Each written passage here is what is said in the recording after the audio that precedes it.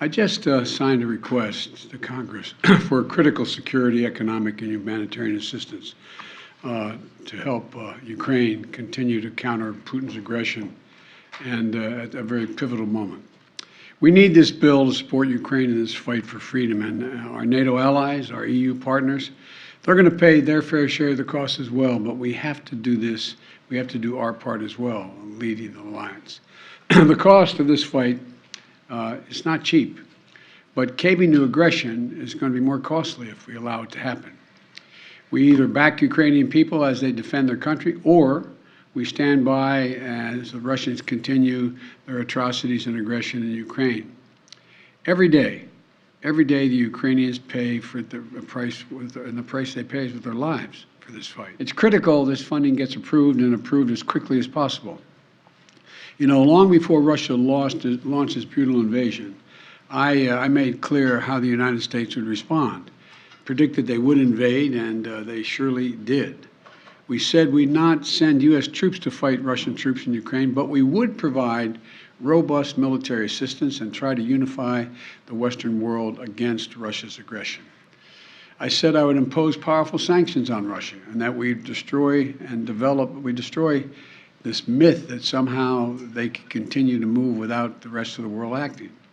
That we deploy additional forces to defend NATO territories, particularly in the east along the Russian and Belarus borders.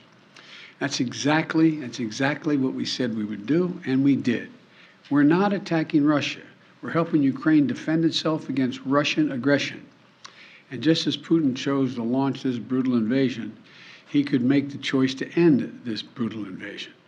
Russia is the aggressor. No ifs, ands, or buts about it. Russia is the aggressor, and the world must and will hold Russia accountable.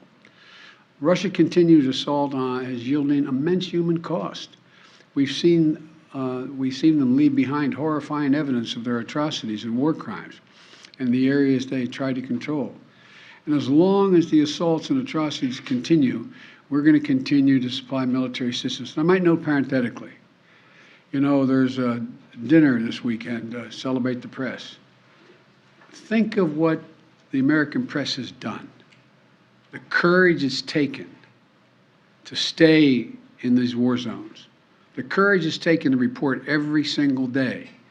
I've always had respect for the press, but I can't tell you how much respect I have watching them in these zones where they're under fire, risking their own lives to make sure the world hears the truth. Imagine if we weren't getting that information. It'd be a different world. It'd be a different circumstance. Much of the new equipment we've announced in the past 2 weeks has already gotten to Ukraine, where it can be put to direct use on the battlefield.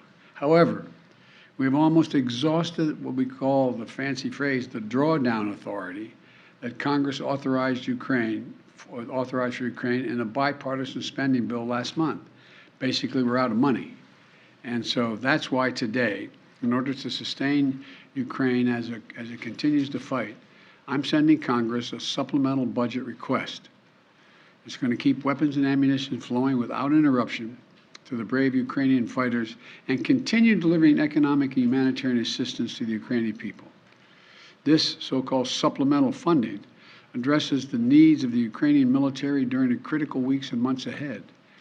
And it begins the transition to longer-term security assistance that's going to help Ukraine deter and continue to defend against Russian aggression.